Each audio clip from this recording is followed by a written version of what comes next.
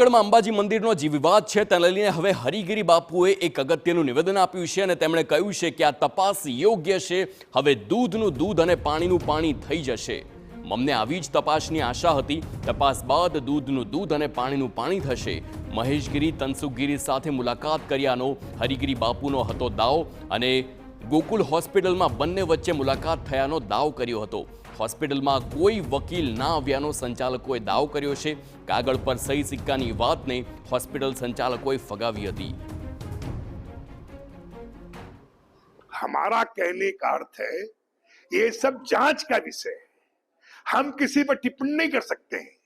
मैं कानून को मानने वाले हैं, इसलिए मैं प्रत्येक आदमी पे अपने से अधिक 100 गुना अधिक विश्वास करता हूं. कोई चीज सत्य है तो न कभी छिप सकती रही है, न कभी छिपेगी, आपके सामने आएगी. आप पूरी तरह से आप विश्वास कीजिए, धीरज रखिए.